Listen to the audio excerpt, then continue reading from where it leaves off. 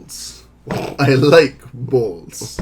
Apparently. Well, but you know what I also have is AIDS. That's true, because everybody has AIDS. And a very particular set of skills. Since, of course, Commando is at the end of the day Taken 0. Right. It's the prequel. Yes. That's at least the way I see it, you know. I mean, it's the same fucking plot. I'd rather have Liam Neeson as an actor, because he's an actor, and as opposed to a muscle builder that just hucks things, but, yes. you know... Well, and, you know, we then don't also have to have all of the awkward stuff that they do to make Arnold Schwarzenegger look 6'2" instead of, like, 5'4". Because Arnold Schwarzenegger is not a tall man. I didn't think he was that short. He's not above 5'6". He's really? like 5'6". I'm going to look this up now. Okay. Because, like, there was, like, the shot where they're, like, 6'2", and, God, he's a huge motherfucker. And I was like... Well, I mean, he's built. Very much not 6'2". Yeah, it's not an untrue statement. Also, just like people marveling as somebody who is 6'5" or 6'6", people marveling at somebody being 6'2" is weird. To me. It's pretty fucking odd. There's a lot that's odd about that movie. Hey, everybody out in the NATO, Jesus, goddamn Christ! No, he is actually 6'2". What? No fucking way! I thought he was little. No. You thought you just wanted the unstoppable mini Hulk in your mind as the I like that. I don't know where I thought that from. Hey, no, he's actually 6'2". They used his real height. My God, there was no fudging. Hey, everybody in the TBD podcast world. It's me, Patrick. I'm here with Etienne. We're doing another one of our sampler plate extraordinaires where each of us challenges the other to watch a new film that they haven't seen before. Etienne challenged me to watch Team America World Police, and in response, I challenged him to watch Commando from, I think it's 85, starring Arnold Schwarzenegger as a superhero. Both two really stupid movies that go in drastically different directions. But also play with many of the same themes. I think that there's a lot of the themes existent in Commando and the tropes exhibited in Commando that are then thoroughly mocked. Right, because that's the whole thoroughly mocked in Team America, which is why I think that they are, for once, actually quite logical companion pieces as opposed to what we usually end up doing, where it's a good companion piece, but it makes no fucking sense. Right. So it's like looking at a Rorschach painting and being like, yeah, this makes sense, bruh. Yeah, if you notice, they both have a curve on one nubbin. They're both flowers. Okay, one of them's flowers with an Uzi in them, and one of them flowers with a ham sandwich. But okay. See, I like yam. So yeah, I gotta ask, opening impressions of Commando. So, the greatest American action film ever conceived. Kill yourself.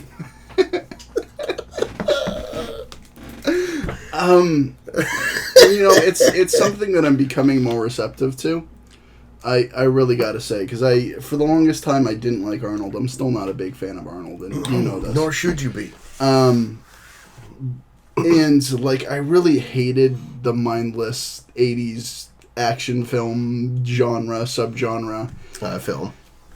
But there's something, as I deal with more and more bullshit, just having something that you don't have to think and can just unwind to is really great. Well, and especially when you're able to look at it and directly be like, none of this makes sense. These concepts are just stupid. I mean, the entire character of Cindy is terrible. Makes no sense. Stockholm no part of what she syndrome, wife pilot thing. I have no idea. She's got to get to her advanced karate class, but she never uses that advanced karate. No. I think. So oh my God. The weird, like, wife, like, family figure thing at the end that's, like, implied, where you're like, wait. Yep, Arnold is clearly going off with this woman and his daughter, and they're gonna be a family now. On Mount Baldy. Nothing is supported by that. And then Arnold's gonna come back next time, except for no, he won't, but there's gonna be a next time, because there's a Commando too. See that? Is there? Yeah, I'm pretty sure oh my God, does it start Schwarzenegger? This is just going to be looking things up the episode. Yeah, I mean, it might be. The thing that was funny to me about that is that sounded to me like a very ominous, Like, if I was John Matrix, Commando Extraordinaire, and my commanding officer... name. Yeah, it's the worst fucking name. Makes no sense. From East Germany, don't you know? It's a traditional East German name, right, Matrix. But if I had my commanding officer show up and tell me that, like, guys from the team were dead, and they were coming for me, and then immediately afterwards, I were attacked. Like, within minutes, attacked. Then went through the entire thing, and then at the end, he was like, come on, I want you to restart your unit. No, I'm not doing it. Until next time. No, Commando 2 is completely different. Yeah, that's what I thought. I didn't think that they had a big enough budget to get Arnold back on it. It also seems like Commando 2 was this year. I'm not even sure if it's out yet. Are you serious? Yes. Commando 2, The Black Money Trail, 2017. I guess it's from India? Okay. It's a Bollywood flick? Makes sense. Commando is very popular. The copy that I got had 3 different languages from India. Excellent. As the options, and then English. You know, that makes a lot of sense from the direction that Bollywood has gone over the years, of it all being the over-the-top, cheesy 80s action film, but with newer technology that you can do all these absurd things. But, I mean, just stuff like I adore the fact that that movie so doesn't take itself seriously enough that you have Arnold Schwarzenegger running around, like, impaling people with flung pipes and breaking chains of his... Bennett. You need to let off some steam. God, the one-liners, they don't even land right. Like, they're all those cheesy, crappy one-liners, but they don't even land. They're not even good, not one of them. Like, I as potentially blasphemous as this is to say, I almost think that I prefer the one-liners in Batman and Robin. Oh, God, they land better. Because they're even worse, and they're playing up how bad they are. But I do love that they're even self-aware of how stupid the one-liners and shit are in Commando. There's the scene where she's like, what is wrong with you guys? What is with this macho just fight. Why are you stopping to one-liner at each other and, like, talk shit? But they always do. And to go back, I think I've seen part of Commando on TV, or I think somebody sent me the opening scene, because I very much remember the dude running out with the trash. Be like, oh, I thought you guys missed me. Don't worry, we won't. And then busting out the nooses. Which, if you're not expecting it the first time, you're like, what the fuck is this? What is going on? And then the fucking Cadillac dealership, like the awkwardest assassination of all time, doesn't make any fucking sense. You know what I like about it? The price. Like, literally, that plan would have been foiled by that man not jumping directly in front of the speeding car, which you would expect a highly trained commando to do. Not to take you out before you even did that. Like, or just get out of the way of the car and draw his carefully concealed sidearm. Also, Arnold Schwarzenegger's gun safe. Did you notice the combination? No, I did not. 13. I thought it was something incredibly stupid. It was 13. That is his combination. He runs up and I'm like, yeah, beep, beep. Yeah. No, I remember that it was like 2 or 3 numbers or something like it was incredibly easy. I didn't remember what it was. I just remembered that it was incredibly easy, which is good. You know, when you have a child on the premises, you don't want your weapons to be that secure. No, you want... Well, I mean, Melissa Milano needs to learn how to take care of herself. That's true. I mean, how else is she going to hold her own on the TV show Charmed? I mean, by being charmed. I wouldn't know. I mean, the charmed ones are the greatest witches in history, and together with the Book of Shadows, they were able to accomplish almost anything, including the vanquishing of a number of demons who were thought to be unvanquishable. My favorite of which being the Fear Demon, whose name currently escapes me, but the actor was also famous for playing the assassin that Kevin Costner throws off the roof of the courthouse at the end of The Untouchables. Excellent. And another one of the strange through lines of my film background is eliminated. But it's also like very like the Expendables series has been popular in recent years, and going back and delving back into something that was very much the 80s mindless action definitely brings to light why that series became so popular today. Yeah, because it's a callback to so many of those elements. And I actually haven't seen any of the Expendables movies yet. I do need to at some point. I haven't either, but watching this made me more interested in them in some ways. Well, looking at, because they're a specific reference to that era, so like seeing what they do with the modern tech, kind of a less campy Bollywoodish idea. Still weirds me. Didn't they get like Jet Li in the later ones? Which yeah. No, the entire idea was get as many action stars and mixed martial artists as you possibly can. So for 2, they got Jet Li, and 3, they got like Ronda Rousey and a bunch of fucking people. Like that one doesn't even make sense at all. Well, they literally just started like hiring MMA fighters to play like random. Like, you there, come in off the street. Like, basically, can you beat like, wholesale ass for free?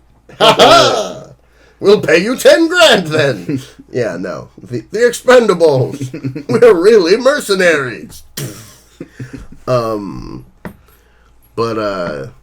Yeah, no, that stopped making any sense whatsoever.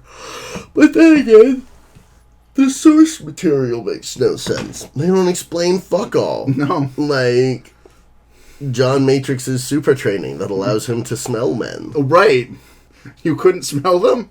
No, that's fucking insane. I did. Yeah. Make sure, remember, you're downwind. The air change may distract them.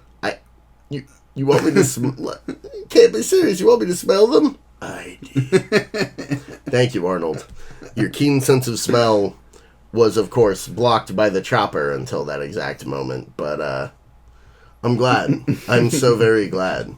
Also, why he doesn't just kill all those assholes in the first fucking convoy fight? Like, he absolutely should have. His daughter's in the fucking convoy. It's the easiest thing in the world for him to kill those guys. They can't shoot him. They're not allowed to shoot him because they need him to kill President Velasquez. Yep. It's just one of those moments that every time it hits, I'm like, you don't know anything about Spanish. Google, not even once. You didn't have one person on set it makes who spoke sense. Spanish. Like, Googling something in the mid-'80s would have been harder. But yeah, you didn't have one person on set who spoke Spanish? It could be like, sir, it's Velasquez. Like, oh my god. And the fact that the leader's name is Aramis, for no apparent reason. And that's part of what I love, the just kind of general stuff at the beginning about, like, hey, you've made enemies all over the world, John, fighting for freedom in the American way. Syria, they name, like, 2, like, specific locations and then just South America. And I was like, at least they were being realistic about the fact that John Matrix made enemies in every nation in South America. Because that's basically U.S. foreign policy in South America during the Cold War. Was John Matrix murdering your president. Yeah. So, a couple of points for historical accuracy there. Just like it is historically accurate that Arnold Schwarzenegger spent that summer walking up and down mountains carrying 20-foot trees. I'll believe it. I mean, you need that kind of endurance to huck people in telephone booths.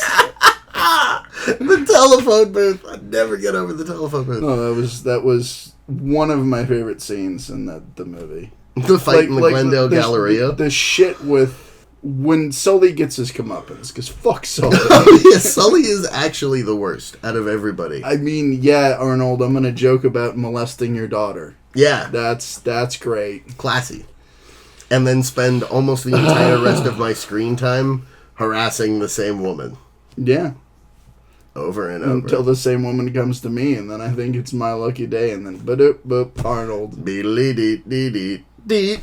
Everyone knows it's Arnold. I can't do the Arnold accent right now, otherwise I would have done that. That's me. Like, it's close enough for government work. Yeah, okay, for government work. For John Matrix's style. And for after all, I mean, Arnold's done government work any which way you cut it. Yeah, it's true. Oh, God, it is true. The man who starred in that film was the governor. Sally. Know how I said I'd kill you last? Well, I am pardoning you to life in prison. Wow. Somehow I don't see Sully doing well in prison.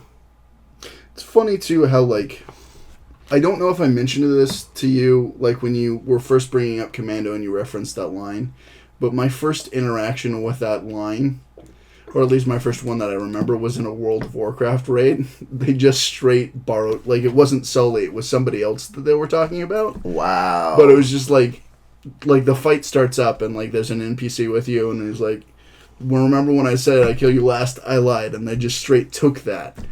And like it was interesting to have something that like again has made such penetration that like I'm seeing references. I'm not going to say parodies because no, but like clearly whoever was writing that, yeah, was just like, I like Commando, so let's put this in here. Yeah, like, and just having that interaction without even knowing the reference at first, and then seeing the reference was interesting, which happens time and time again with this podcast. Oh, that's what this is. Yeah, this podcast is one giant song by Cyndi Lauper.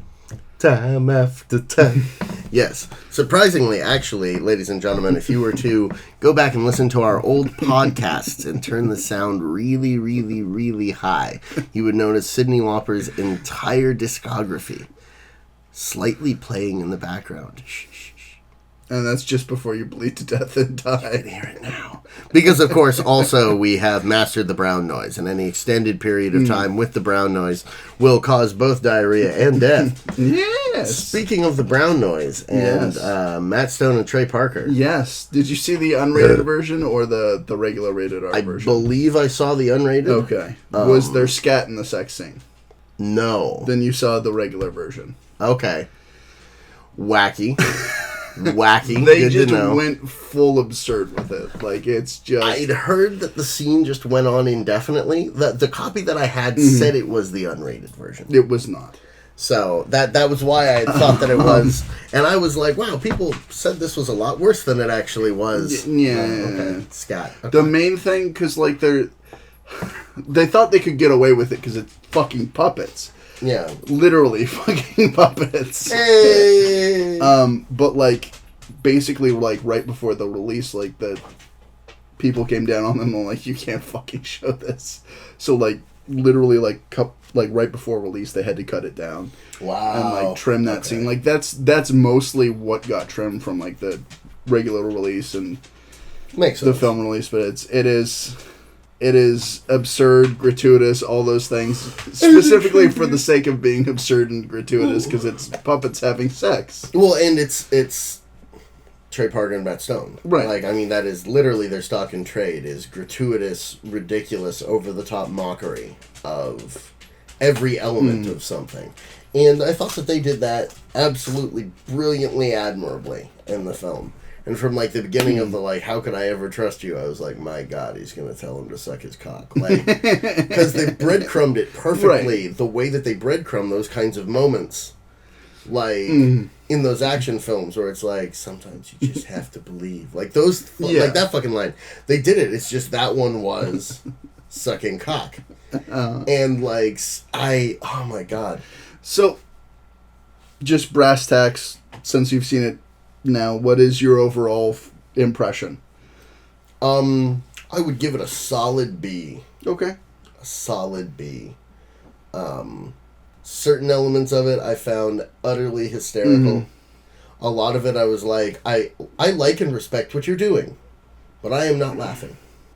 And I don't know why, it just didn't, there were parts of it that didn't really trigger my funny bone. There were absolutely parts that triggered the shit out of my funny bone. And I don't know. I'd give it a solid B. I think it was a good film. I 100% agree, and I don't think it's my favorite thing that they've done, but it was something that I needed you to see. Yes. Again, there's the whole musical theater stuff throughout, especially with the opening thing with Lise being the parody of Rent. Oh my God. And I thought you would dig on that. Like, we just did the Michael Bay podcast. I know. The Pearl Harbor song. The fucking, like Pearl Harbor sucked almost as much. To keep on making movies. I guess my point is Pearl Harbor sucked almost as much as I miss you. No, I'm sorry. A little bit more than I miss you. That was it. And the ending speech about cats, because you've talked to me about your relationship with the musical Cats. Yes. And, like, I needed and you to I was see raped that. by Mr. Mistopheles, and I was like, that That right there. This man understands me. And I get why he doesn't trust actors. You see, I infiltrated them with the goal of destroying them. I'm kidding. Were you also the best martial artist expert Detroit had to offer? Yes. Okay, yes. Excellent. If by Detroit you mean Emerson Street. I mean, close enough. Yes. Yes. 3,000 miles closer than anyone could ever imagine. 5,219 miles east of America. 1,200 miles south of the real America. So, what about it specifically didn't trigger your funny bone, as you put it earlier? I have some specific things that I want to talk about, too, with that. But I wanted to hear specifically from you first. There was a lot of... Again, none of it was bad. All of it was very well done. I got what they were doing. They were good commentaries and good mockeries. It just wasn't enough to make me laugh. So, like, the whole opening sequence with Paris, I was like, I get what you're doing. This was brilliantly done. Like, to the moment of pathos with Randy, or whatever the fuck his name. It's Randy March's voice. It's literally Randy March's voice. Which is why I'm calling him Randy. Carson, yeah. Like Carson's death and everything else, like that pathos was so brilliantly done as a mockery of the style and a mockery of the tropes. I was like, I love this, but I wasn't laughing. I was like, this amuses me, and nodded cerebrally at my screen, like, and that was the way most of the humor in the thing was. I think the only points where I actually laughed out loud were I'm so ornery. See, that's interesting, because that's one of my least favorite parts of the movie. Well, because it comes out of nowhere. I was just like, what the shit? There was that. There was, oh my god, I can't believe I just lost track of it. There was the, Tim Robbins' death. I laughed at Tim Robbins' death because I just hate Tim Robbins. Right. God, it was appropriate. I was like, oh man, I love it. I love it. Like, just the kind of shitty stuff he'd say too. Like, all of those lines mocking him. I was like, yes. No, they had their mockery of the specific actors on point, except for the Matt Damon thing, which was specifically because they made the doll and the doll came out shitty.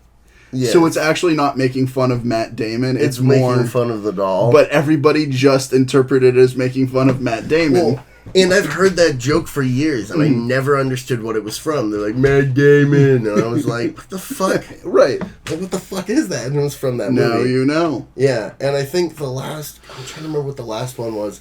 I think it was the moment that I realized that the Pearl Harbor song was just going to be a critique of Pearl Harbor on like the third or fourth line about it, where it was like Ben Affleck really needs acting lessons, and I laughed then. Like, I actually laughed out loud. But Washington's mouth opening on Mount Rushmore got a chuckle. Okay. It got a chuckle. But the rest of it, yeah, I enjoyed, but not like in a laughy kind of way. Again, it was like the very cerebral, like, yes, amusing and well-structured comedy, yes. Which is something that happens to me sometimes where I'm like, But, yeah, hence a solid B. The vomit sequence was also great. If I'd been drunk, I would have laughed at the vomit sequence. Because I realized after the second vomit, I was like, this will not end. I'm in for the long haul. And then he passes out, and it's very clear that he threw up 3 or 4 times the amount of body mass. Like, well, and the spiraling out, like, beautiful shot, like, just wonderful moments of cinematography, like, playing with that, the way that they do in those action films, where they're, like, beautiful cinematography for, like, 9 seconds. And then the rest of this movie makes no sense and there's explosions. Yeah. Like the opening, like, panning shots of Paris with the, like, stereotypical Parisians and the, like, marionette show within the marionette show. I love that. Like, oh, that was so good to me. Like, yeah.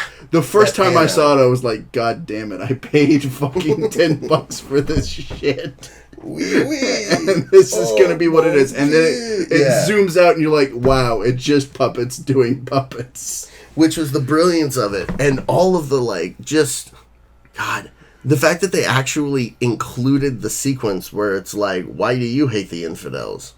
And it was the whole stupid thing with the goats, but it being like an altered version of like a real story of like losing your family, but it being about the goats. And I was just like, what a perfect way to like mock this. Because it's again like the movies that try to like give like a passing, like, you know, like, oh, there's reasons, but no one should solve their problems like that. Except for us, who are solving our problems by going back and shooting the people, which is what we told them not to solve their problems by doing the thing with the bomb and the A. But no, I enjoyed the social commentary throughout. And the Film Actors Guild. The fags. The Film Actors Guild. I mean, logically, there's only so many, like, abbreviations that you can do. Like, SAG, which it actually is. You could do CAG. Well, no. It was absolutely dead perfect because the entire film is that, like, stupid, over-the-top macho bullshit. And that's why those are the bad guys. But that's, like, again, who they picked for it, I thought was great. What they did with that whole idea of, like, this group of people who are so delusional that they had that whole thing, the whole, like, scene of them, like, ratifying everything, I thought was brilliant. We should read the paper and then say what we read in the paper on TV, like it's our own idea. And, okay, I actually missed one that made me laugh. The Susan Sarandon scene.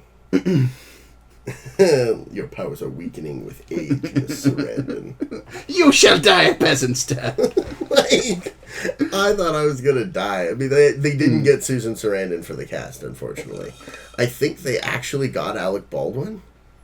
They may have. I don't know. They were like, if they didn't, they got someone who did his line endings really, really well. And, like, I have to give mad respect to that, because I'm pretty sure most of the people in that film were not cool with when they originally had the trailer, it was like a list of names, and it was like, they'll be really pissed off when they see this film. I feel that. I have to ask, why did you dislike the Hamronri sequence? I thought a lot of the stuff specifically with North Korean things throughout was playing up certain racial stereotypes that irked me. I don't have a terrible problem with that. I just think that it's racist. I mean, I realize that's the point. Yeah. Like, of every depiction in the film, like... No, I know. But for whatever reason, like, I guess it's the specific tonations that irk me. Yeah. And I know it's a very weird thing to, like, nitpick and be irked about. No, it's there was also, like, again, when I was originally watching this in theaters when it came out, there was a dude that would not stop laughing at it. And he had the most obnoxious laugh, and I was just like, I get it. You're a racist. Cool. Thank you. Let's move on. Yeah, okay. That totally makes sense. With the... With just the all of the L's are thing. Yeah. Yeah. Which is terrible and is bad. Yeah. But, again, that was the idea. And I'm sad that you had that man laughing. That's like... Well, it's also interesting, again, how something that's that minute a detail that doesn't directly pertain to the film can end up tainting your experience because you form that as a connection. Oh, yeah. No, that can absolutely happen. I also think that, like, again, I like the film, and I get why you weren't, laughing your ass off. But it's something that I saw before I was an adult, obviously. I own the motherfucker. I've seen it a couple of times. So it had more of an impact on me when I was younger, and that stuck with me versus, seeing a film as an adult and coming at it then. So I completely... I'm glad that you liked it to an extent. And I very much liked it. I'll watch it again. I get some of the qualms you had with it. Yeah. Well, and I wouldn't even call them qualms. It was just, like, a comedy movie is never going to get an A from me unless it, like, really, really makes me laugh my ass off. Like... I feel. Like some Blazing Saddles shit, where, like, I laugh every single goddamn time I watch that movie. I laugh my fucking ass off. And again, like, it's not like it's a bad film. Right. It just wasn't perfectly suited to make me laugh. I feel that 100%. And of course, every film must be perfectly suited to make me laugh. Because we have to appease the God Emperor. No, John Matrix. God John Emperor. Wilkes Matrix. Jesus.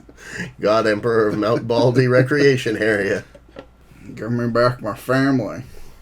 Just, they don't even explain. They don't even explain what the fuck is going on with the mom. She's just not there. No, she just ain't there. And my favorite part of it is the big bad evil traitor Commando, who also has Commando superpowers. He's like a fucking gimp. I know. Like, he's I'm just pudgy, like, you're... and he's wearing fishnets. And you're like, what is going on? Not even like just fishnets, like the other, like he's got like leather chaps and stuff and too. Chainmail. Like, I'm just like, all right, cool. The fuck is this man wearing? Like, and they make the weird point of like, oh yeah, Bennett really enjoys his work too much, and that's why he was kicked off the team. Where they killed everybody. Wait. Like, there are several steps missing here. Well, there's a ton of steps missing, like, including the fact that, like, Schwarzenegger keeps, like, he already knows exactly why this man wants revenge, and he's like, a man I trusted my life to for years wants to kill me. I'm like, but you stopped trusting your life to him. Right. When you kicked him off. I mean, guys, there's also the weird shit with Bennett, when Bennett's like, oh yeah, man, if me and Matrix are here, we kill your whole army. Like, you must be scared. And it's like, no, you're the one who's scared, Baron. No, fuck you. Me and Matrix, but like... Yes. Yeah, like, me and Matrix, man, you gotta understand. I'm like, you have, like, the weird... Like, you know the thing in Shakespeare's Coriolanus, the gay monologue? You've talked to me about it a couple times. I've been showed it once. I have not committed it to memory. No, of course. I don't know if I've ever brought it up on the podcast, so I'll do it very quickly. In Shakespeare's play Putting Coriolanus... the anus in Coriolanus. Oh, yes. Definitely putting the anus in Coriolanus. Shakespeare's play Coriolanus, which is one of his more obscure ones, at a certain point, the title character gets kicked out of Rome and... looking for a way to get back at Rome, goes to his ultimate enemy, and so he's like this general he's fought a ton of times, and it's like, hey bro, I know we're enemies and you're probably going to kill me, but I'm really mad at Rome right now, so you want to burn down Rome, bro? And the other guy's like, dude, I wanted to fuck you for like years.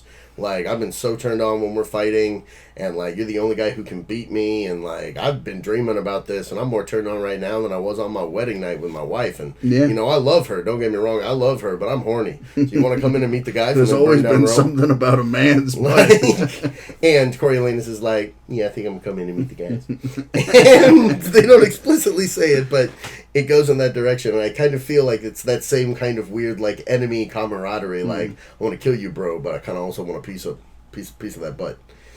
And there's that whole awkward ending thing where Bennett it's like, killed Matrix's wife. And that's why he got kicked off the squad. That just opens up a whole other bunch of questions. I'm going to kill her, John, so we can be together, John. I mean, there's enough plot holes that I think we have to fill some of them in. I didn't execute you because I loved you, Bennett, like a son, Bennett, but never in my butt, Bennett. Oh God, that's like entirely. Also, why is Bennett Australian? Why was there an Australian on the team? Anything? Why is Cindy? Why does she have super sports car that doesn't wait? Yeah, like exactly.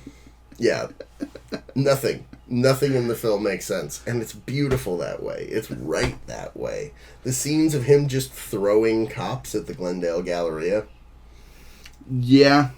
The 3-story swing on the balloon. Mm-hmm. The single strand of balloon. Glorious. Just completely unparalleled in terms of motion picture science. They were trailblazers. Yes. They absolutely were. Driving a bulldozer into an army surplus store and then, like, very slowly wandering around filling a shopping cart with guns. See, that was my favorite part of the strategy. And Cindy gets out, and she somehow read the rocket launcher manual. But read it she wrong, knows how to so shoot she fired it backwards. Right. Like, how'd you know how to do that? I read the instructions. Well, obviously not well, Cindy. Yeah, she is like one of those incredibly frustrating mid-90s, like, I'm sorry, mid-80s, like, female leads like you got in the Bond films around that time. Like, Dr. I can't remember her fucking name. Dr. Goodhead is in Moonraker, which is just embarrassing. But there's a doctor and there's Goodnight in Man with a Golden Gun, who's worthless. And then there's a doctor in View to a Kill, who is literally like discount Pamela Anderson. And fails Nothing about that hard. made me erect. No, nor should it. Nor should it. Could be worse. Could be Riley Reid's rap. Oh, God. Thank you for that, Patrick. And if you truly want to see something terrible on the internet, see a just porn look that star up. rap. Just look it up. Hey, man, philosophically, I'm all for porn star swag and all the rest of it. And whatever, but she needs to not ever do that shit again. I think that she needs to not. People, if they want to stop being in the business, people talk about porn as something that people do to make money. And parlaying that into another career or finding something that you want to do and do out of that, I think is great. And I think a couple people have done it. And that could have been what she was doing, but there's also so much like retarded like meta mockery of itself with the like remixed moans and the thing that I'm just like, what were you doing? Last, like, why 12 bars that are just saying jerk off, why jerk off. I don't know. You know, I truly don't. It's like I don't. too much cocaine and a publicity stunt gone wrong. Yeah, or like a bunch of people were wasted at a party and were like, you know, it'd be really funny if you released a rap song about masturbation. And she was like, yeah. And then no one like stopped that process. Like, well, it's like one of those things where you see the train wreck about to happen and you just can't look away. Like you have the power to slow down time and you're just like, what's gonna happen? My God. There's the Blue Danube playing.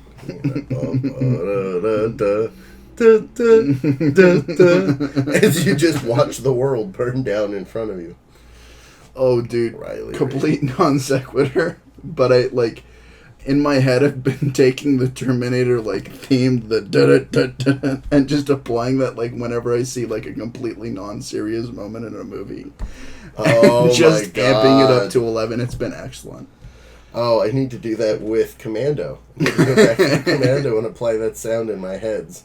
Like, the moment where, like, Alyssa Milano, like, puts ice cream on Arnold Schwarzenegger's nose. Like, which makes no fucking sense. Zoom in, like, you want to lick my ice cream cone? We're family. I would never trust Arnold Schwarzenegger with my child. I'm not saying he's a pedophile at all. I just would not trust my child with Arnold. I feel like you could accidentally break them. Yes. It's like, this displeases me. Like, just do the Thor thing where he smashes the child. I was another. Wait. Stand, small human. Yeah, no. Well, and just like the awkwardness of like, what's in this sandwich? Oh, you don't want to know. It's people. Takes another bite of the sandwich, and I'm like, that's not the answer I want to get from my kid. Like, if my kid made me a sandwich, and I was like, what's in there? Like, you don't want to know. I'd be like, no, really, tell me what's in the fucking sandwich. It's the dog. I killed the dog, and I hid it by cooking him. He's not coming back. Excellent. Good job, daughter. You have learned the first rule. You must be willing to kill that which you love in order to survive. Now you are the true Commando. Commando 2, Alyssa Milano Rising. That, dude. I would watch that movie any day of the fucking week. Alyssa Milano stars in Commando 2, dude. I would love that. It could be her getting geriatric John Matrix away from kidnappers. Because he has intelligence secrets. Yeah, intelligence. So they want his brain. They need his brain, and they're gonna anybody attach trying him to get Arnold Schwarzenegger's brain for anything, just conceptually. It's a beautiful thing. God. It's a beautiful thing. I mean, he's played a physicist. In what? One of those movies he had to have been a physicist. I remember there being at least one. He's some kind of scientist in Twins. For sure. I remember what kind. I only saw Twins once because that movie is garbage. Is that the one with him and DeVito or whatever? Okay. They're twins, born of like a perfect eugenics experiment, designed to be like the perfect child, but instead of one child, there's two. And one is Arnold Schwarzenegger, the perfect eugenics baby, and the other is Danny DeVito, his exact opposite! That's literally the concept of the film. Except Danny DeVito got the libido. Which makes sense. Hey. God. There's so many things. I don't know how much Always Sunny you've watched, but there are a few things in Always Sunny where it's just like gross sex things with Danny DeVito. Specifically to be gross sex things with Danny DeVito. And you're oh God, it's the penguin having sex. Oh, yeah. Oh God, it's the geriatric penguin having sex. Oh, I feel that. No, Danny DeVito has kind of made that a hallmark of his career. I mean, he did the voice of Baby Herman in fucking Who Framed Roger Rabbit. I mean, so that's going all the way back to I got a 40-year-old lust and 3-year-old dinky. What am I supposed to do? Also, did you ever see the promo for It's Always Sunny? Where it turns out that a provision of the contracts is that one of the creators has to give Danny DeVito head every season. At the beginning of the season. They just released this promo where it's like, hey, it's your turn, so I'll see you in my trailer in 30 minutes. Like, what the fuck's he talking about, his turn? And he's like, yeah, it's your turn this year. All the others have done it. Wow. Like, we're on season 4. It's your turn. So what the fuck are you talking about? In his contract, you have to give him head. Like, I've done it already. Like, all the rest of us have done it. And it's like Charlie Day having to, like, go to give him head. Oh, God. And, like, getting to his trailer, and his wife and son are there to, like, watch. Oh, God. It's like Rita Perlman and, I can't remember their son's name. Excellent. Yes. And it, like, ends with, like, Charlie Day getting on his knees and, like, a close-up, like, slow motion of Danny DeVito evilly laughing. Mm-hmm. That's just great. Yeah. Speaking of... not actually speaking of that at all. Danny DeVito getting his dick sucked. Hey! I mean, that kind of connects back to Team America. Yeah. You know, when you put a man's cock in your mouth, you make a pact. A pact that cannot be broken. I'm glad that you have designed this pack, sir. I appreciated the Deanna Troi joke. Yes. Throughout. And then she actually does it at the end. I may not agree with it, but I appreciate it. I have a few friends now who have gone on to me at length. About her being worthless, yes. I'm one of them. I disagree. No, I understand conceptually the need for somebody of her talent on the ship. I think that she's written exceptionally poorly. That is entirely my problem. I feel you. And I have not seen enough of her work otherwise to be like, she's a terrible actress. I can't make that. She's quite a good actress, actually. I just think that her implementation in Star Trek The Next Generation was worthless, and it should have been left out. I mean, I disagree, but I understand the position. This is also very much a conversation for another day. Yes.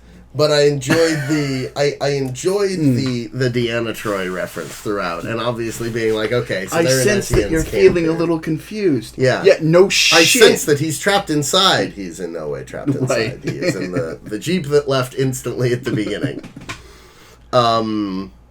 Which, again, like, you realize you're not actually psychic. We're just being nice. And then, but no, she has the control over the Panthers. Yes. Panthers, yes. Which I enjoyed that they just filled puppets with meat so that they could get their cats shots. would attack. Oh, man. And that was a brilliant little piece of filmmaking right there. Yeah, I don't know. I thought that it combined a lot of interesting cultural references and elements as well. Mm-hmm. Like the really heavy musical theater thing throughout was interesting, especially considering that was been when they were mainstay writing. For Matt and Trey. Yeah. Like throughout. It's not as something that's prevalent and over the top and obvious like it is with Seth. Yeah. For like Family Guy, because there's a fucking musical number in like every fucking episode. And there's all those fucking like, you know, Road to Rhode Island and shit like that where it's just like... Well, And that's really going back to the, like, 30s, 20s right, the show tune musicals stuff. and the, like... Well, and, like, the Roads. The Road 2 movies with Bing Crosby and fucking Fred Astaire. Like, all of those. Is that right? They did a few movies. I can't remember if they were the two in the fucking Road 2 movies. Hey, Looking Things Up podcast. Hey. It's fine. It's been a while, so, you know, I'm glad we're staying on brand for today. Yeah. But yeah, I really like that. There's just the subtle elements too, like when they first land in Cairo, and there's the whole slow, like them coming down with the "We protect, we serve, we care" when it's just crushing the fucking stand. I thought was excellent, and just all the blatant self-centeredness that comes out. I mean, the Middle East not being the Middle East at all, but it's just what we refer to the fucking area because of the fucking specific set of map that we choose to use. Oh, it's the Middle East. Yep. No, it's not. We live on a fucking globe, not... Yeah. And the Far East. I live here. This is... Yeah, like... Motherfucker, you the Far East to me. Like, yeah, literally. Also, I forgot what I was looking up. But the road movies. Fred Astaire and Gene Shalit, Gene Hackman. Yeah. Gene Roddenberry. Roddenberry. Gene's Sisterhood of the Traveling Pants. Yes, always Fred the Astaire and first. the Sisterhood of the Traveling Pants. Oh my god, it's Bing Crosby and Bob Hope. Oh god. That's right, those are the original Road 2 movies. Which I will definitely take Brian and Stewie over that. Oh yeah. But I'd take most things over Bob Hope. I realize that he's one of those classic American icons of a certain era. Yeah, I go wildly back and forth on Bob Hope. There's like things I like and there's things where I'm like, this... Why is this a thing? Arr. But, yeah. Oscillating wildly. But I do like those classic movies. But it's funny because I hadn't really noticed that through line as a thing. They've done it a few times as a joke because it's like a massive counterpoint to the normal style that they do on South Park. So you have like the South Park movie, you have Team America, and then later, of course, they ended up doing like Book of Mormon and stuff like that, which was like fully like musical style. Well, one of the first things that they did actually was Cannibal the Musical, which is not widely popular. It's not a great film. But, like, in it, the best parts of it are very much the songs. So it's been something throughout that they go back to. It's definitely in their wellspring, and I've enjoyed their mockery of plays and that type of musical theater while also being very much a part of that world. Yes. Which I've always liked in general about Matt and Trey's work. I'm sorry, I'll repeat that. Which I've always liked in general about Matt and Trey's work. They understand that everything, even things that you respect or even things that you like, are worthy of mockery. Right. And you should be willing to accept a well-done mockery of it. And I think that they do a good job of that. Like, well, yeah. I would be honored to get skewered on South Park. It's like one of those things. Like, you get mocked on an episode of South Park, that's like getting to do a guest spot on Sesame Street. Like, no, I know. Like, some people have talked about that. Like, even people that they ripped apart, like Russell Crowe talked about it. Is like, yeah, I didn't really like it, but in like a weird way, like it was also like incredibly validating. It's an award. Like, they made an episode of South Park mocking you specifically. Like, yeah, and shit, I was gonna say something else too. My brain. I'm sorry. I'm running on 3 hours of sleep. I've been working a bunch. I feel you. I'm not functional right now. No, I got up this morning and I spent a few hours researching different historical interpretations of Babylonian society, comparing 19th century versus modern versus biblical versus medieval versus ancient Greek. And then I watched Commando and Team America World Police, and then I came here. So I feel you. There's some cognitive dissonance, you know. That sounds like a pretty good morning, honestly, to me. It was quite nice. It was also jarring. Very jarring. Oh, I know what I was going to say. In the, I guess, famous or infamous or whatever, however you want to deal with it, the whole incident with them depicting Muhammad and them very much standing up for, look, everything is okay to be mocked or nothing is. There shouldn't be fucking boundaries here. Yeah. And then them getting censored and that whole bullshit, I thought, you know, I didn't necessarily agree with everything that went down there, but I very much appreciated them, like, standing up for, no, fuck that, we're gonna do what we want, and everything is fair game. Yeah. And that's a viewpoint I can respect. And, like, again, specifically, if it's the kind of thing where it's like, if you're not going to do it because you have a bunch of people who are going to send you a bunch of death threats for it and other things, right. It's like, okay, fuck those people. Though, I do also very much have the viewpoint, I think that it's different specifically within a satirical work. Mm-hmm. You have to be willing to accept more of a mockery, even of things that might be offensive. And so that's why I'm willing to accept a lot more from that. Though it does always make me go back to that whole thing of it's like, if by avoiding doing a specific thing, I can avoid making a whole bunch of people unhappy, mm-hmm. like, why wouldn't I just not do the thing? Which is like a thing that I come back to mm-hmm. a lot philosophically, where I'm like, yeah, I think philosophically I should be able to wear dreads if I want to, but if... Right. Like, if me wearing that hairstyle is going to make somebody feel shitty, like, I'll just not wear the hairstyle. Like, my aesthetics aren't more important than somebody else's feelings. Like, what the fuck? But that's why I think that comedy specifically is different from that. You're having, and satire within comedy specifically is an area in which you need to be willing to accept criticism of anybody. Because it is the purest method of criticism. Mm-hmm. And that doesn't mean it can't still be tasteless or something that wasn't well done. Mm-hmm. Because I think that when it's well done, it illuminates important points. So it's like the whole thing that, like, I don't even particularly like the kind of stuff that, like, Charlie Hebdo, the political magazine. I do not. In France. The political magazine in France that had their offices attacked by radical Islamists. Yes. And, like, a whole bunch of the artists were killed. I know of that. I don't know specifically their work. Essentially, all of their stuff is designed to be maximum provocative. Mm-hmm. So it's stuff like pictures of a whole bunch of, like, religious figures from various religions fucking each other in the ass. Like, on the cover of the magazine. And it's all that kind of stuff. Mm-hmm. So it's, again, I don't particularly like what Charlie Hebdo did, but I understand the concept of what they were going for, which is everything is open to mockery. Right. But I think that also if you're going to take that position, you then also have to be open to the fact that a bunch of people are going to look at that and be like, you can go fuck yourself. Right. Which Matt and Trey have always been willing to be like, yes, we will accept your hatred. And I can respect that too. Like...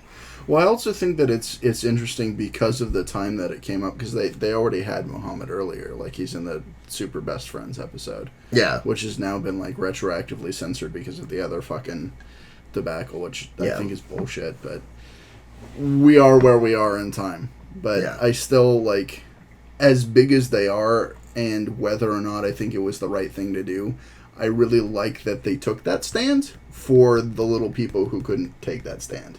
I feel get squeezed. Yeah. And we're willing to actually, like, put it in the public eye and the public consciousness. No, I definitely feel that. I've always enjoyed their work and what they bring to it, you know, much as I've always enjoyed the work of Alyssa Milano, what she brings to being a MacGuffin. All right, Patrick. Hey, I think we can compare these two things. And Alyssa Milano, on the off chance that you hear this, I actually respect your career quite a bit. But Commando's funny as shit. He writes you sweet nothings. I've seen the Shrine. It's... Sorry, should I not have made that public knowledge, Patrick? I've got all kinds of celebrity shrines. Why you gotta be doing this? You do. Know? I've got the one that I immolate of Tim Robin once a week. Like Right. God, that was great. I was just wondering from the moment that they started killing the actors, I was like, how's Tim Robbins gonna die? How's Tim Robbins gonna die? How's Tim Robbins gonna... Oh, they burned him alive, yes! And he dies slow. He goes down slow. And I was like, that's right, Tim, you burn. Ooh, yeah. But you see, peace always wins. Except for one thing. I'm a smoker. Like, that's so good. See, that one-liner, that landed. Oh, yeah. That landed like nobody's business. And that's something you always got to give Matt and Trey credit for, is knowing how to craft a script. Like, really, really craft a script. Fantastic. I still think it's interesting that one of the things that they're involved in is large-scale amphetamine production on yes. the Australian continent. Yes, and shipping them out in children's teddy bears. Yeah. No, we're all aware of that. But basketball specifically, they get way more credit for that than they actually, like, they didn't write it, they didn't direct it. Really? They just starred? Yep. Wow. And I absolutely love that movie. Yeah, and so it's also so them. It, like, literally, like, the roles were written for them. I don't know, like, the specifics of it other than they get a lot of credit for it, but... Well, I wonder if it's someone else who's worked on their team who wrote it, because the dialogue style is so much them as well. Let me look at this. Basket. I don't remember how to spell it. It's okay, I got you, Patrick. No. I don't have you then. You're falling. You know what your problem is, Patrick? Gravity. No. That's your problem, Patrick. Basketball. Give me the motherfucking Wikipedia. There we go. David Zucker. Mm-hmm. Who I think, like, wrote and produced, like, a lot of the, like, late 90s, like... Oh, wow. Comedies and stuff. He wrote and directed Airplane. Mm-hmm. And the Naked Gun franchise. Yep. Oh, shit. Let me look at his filmography. He did Kentucky Fried Movie! Yep. Dude! You've seen Kentucky Fried Movie, right? It's been a long-ass time, but... Dude, Kentucky Fried Movie's fucking great. But yeah, it's always been interesting to me, because I absolutely love basketball. It's one of my most favorite things that they've done, as in been a part of, but it's always interesting to me because they are such the iconic face that they get so much credit for it. Yeah. Well, and because it was so much their style, it slipped in. Right. Oh man, they directed Scary Movies 3. He directed Scary Movies 3 through 5 too. That's no, I know. And superhero movie. I wasn't gonna bring that up. Oh God, My Boss's Daughter. You directed Phone Booth. Yeah, Patrick. That's why I said specifically 80s and 90s. Oh Jesus. Yes, Patrick. Jesus fucking Christ. It's somebody whose best days are definitively behind him. David. Well, there's a difference between doing, like, directing a shit that you're passionate about and doing that studio work. Yeah, where stuff that makes you that cash.